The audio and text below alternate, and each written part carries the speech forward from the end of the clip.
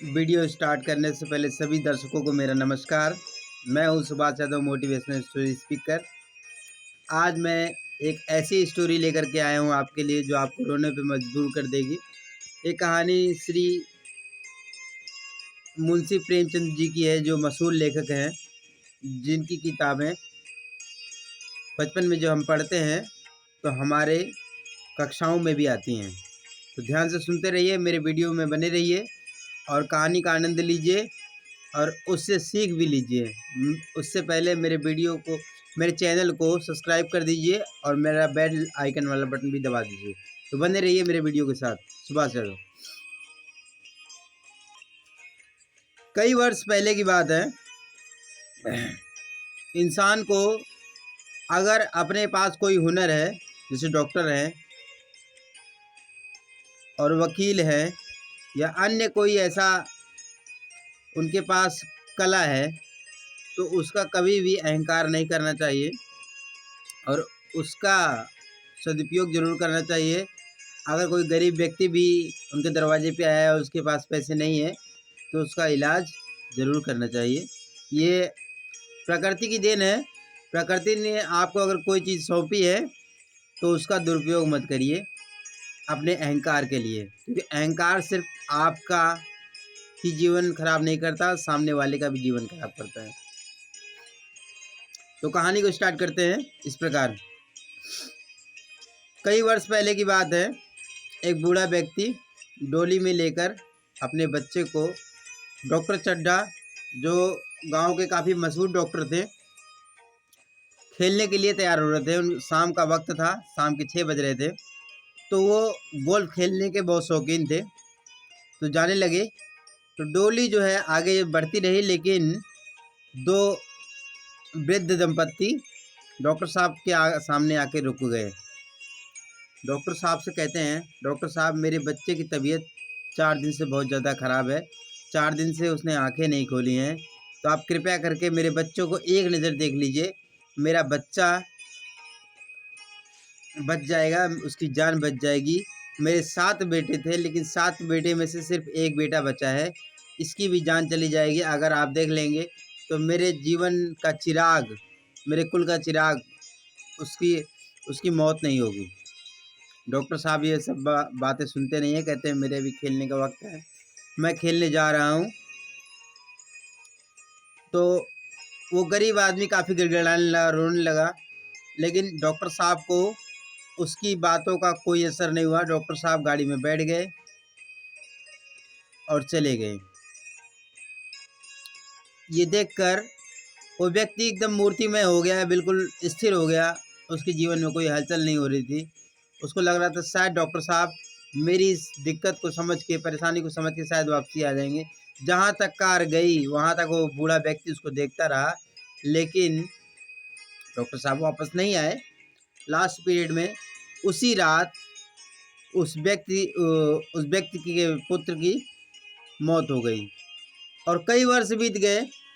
Doctor Chadha ने अब तक बहुत दौलत भी कमा ली थी, शोहरत भी कमा ली थी, नाम भी कमा लिया था, अच्छा जो है जीवन जी रहे थे। तो उनके लड़के का आज के दिन जन्मदिन था। उनकी लड़की की शादी हो गई थी, उनके 2 बच्चे थे, लेकिन उनके लड़के का आज जन्मदिन था। उसकी 20वीं सालगिरह मनाई जा रही थी। तो उस बच्चे को सांप पालने का बहुत बड़ा शौक था और बचपन से ही वो सांपों से खेलता था और उसे किसी सफेरे ने एक मंत्र दिया था। उसी मंत्र के द्वारा उन सांपों को अपने बस में रखता था और उनको पालता रहता था। तो उनके ऐसे ही करते करते उनके सारे दोस्त भी आ गए। उनकी एक प्रेमिका थी, मृणालिनी उसका नाम था। तो वो भी जिद करने लगी कि मुझे अपने सांपों को दिखाओ, सांपों को दिखाओ। तो कैलाश जो उनका पुत्र था, उसने मना किया कि अभी शोर शराबा काफ़ी है, इसलिए सांप नाराज़ हो जाएंगे, अभी देखने का वक्त नहीं है, कल आना, कल मैं दिखा दूंगा। लेकिन दोस्त कहाँ मानने वाले थे, उन्होंने जिद करी। तो उनकी जिद के आगे मित्र को हार माननी पड़ी। आखिर वो दिखाने के लिए तैयार हो गया। वो अंदर ले गया सांप को, एक सबसे जहरीला सांप लेके आया। दोस्त उस पर कटाक्ष भी कर रहे थे और बार बार ये कह रहे थे कि तुमने इनके दांतों को तोड़ दिया है, तुमने इनके दांतों को तोड़ दिया है और तभी तुम इनको पाल सकते हो, नहीं तो ये इतने जहरीले सांप तुम्हारे बस की बात नहीं है। ऐसे करते करते उसको और ज़्यादा चढ़ाने लगे। तो उस चढ़ाने के चक्कर में उसने एक सबसे जहरीला सांप जो उसने पाल रखा था, सबसे जहरीला सांप निकाल के लाया। कैलाश ने उनके दांत दिखाने के चक्कर में सांप का गला थोड़ा टाइट दबा दिया, जिससे उसके जहरीले काले काले दांत दिख गए। सब डर गए दांत देख करके। लेकिन जैसे ही कैलाश ने उस सांप की पकड़ ढीली करी, वैसे ही उस सांप को गुस्सा आया हुआ था, उसने तुरंत कैलाश को डस लिया। अब तो हाहाकार मच गया। जो पार्टी में लोग आए थे एकदम हाहाकार मच गया। सबको लगने लगा कि अब तो उसकी मौत होगी। और जहरीला सांप होने की वजह से उसका विष बहुत जल्दी चढ़ रहा था, बहुत जल्दी चढ़ रहा था। बहुत से झाड़ फूक वाले भी आए, लेकिन उसका कोई फर्क नहीं पड़ा। उनका लड़का मूर्छित हो गया। तो किसी ने डॉक्टर साहब को बताया कि इसी गांव में एक बहुत बड़ा मंत्र वाला व्यक्ति है, तो वो आपके बच्चे को बचा सकता है। किसी ने उस बच्चे के किसी ने उस बुजुर्ग के पास ये खबर पहुंचाई। तो वो बुजुर्ग जानता था कि ये डॉक्टर चड्ढा का ही बच्चा है, क्योंकि कुछ वर्ष पहले उन्हीं के बच्चे की तबीयत खराब थी, जिसकी वजह से डॉक्टर चड्ढा की वजह से उसके बच्चे की मृत्यु हो गई थी। तो उसने साफ जाने से मना कर दिया। गांव वाले ये देखकर चकित रह गए कि आखिर इतना दयावान व्यक्ति जो सबकी मदद करता है, एक आवाज़ में खड़ा हो जाता है, आखिर डॉक्टर चड्ढा के इतने रईस आदमी, इतने बड़े आदमी हैं, सबका इलाज करते हैं, उनके लिए मना क्यों कर दिया। तो उसने कहा क्योंकि ईमानदार आदमी ईमानदारी होता है, चाहे पैसे से हो चाहे किसी और से हो। गरीब आदमी अमीर आदमी की अपेक्षा ज़्यादा दयावान होता है। ये तो दुनिया की रीत है। गरीब आदमी के मन में बोझ पड़ता जा रहा था। उसे लग रहा था कि शायद मेरे जाने से उसकी अगर मृत्यु नहीं होगी तो एक जीवन बच जाएगा। तो यही सोचते सोचते उसका विचार हाँ में बदल गया। तो वो पैदल निकल लिया डॉक्टर साहब के घर पे। डॉक्टर साहब के घर पे गया, वहाँ पहुँचा तो सभी लोग आश्वासन देते हुए जा रहे थे कि अब इसकी मौत हो गई है, इसको कोई नहीं बचा सकता है। लेकिन जैसे ही वो बूढ़ा व्यक्ति पहुंचा, उसने बोला इस बच्चे को उठाओ और इसको खूब नहलाओ। तो सभी लोगों ने उसको खूब बाल्टी भर भर के नहलाया, खूब नहलाया। और वो बूढ़ा व्यक्ति बार बार मंत्र पे मंत्र पढ़ता जा रहा था।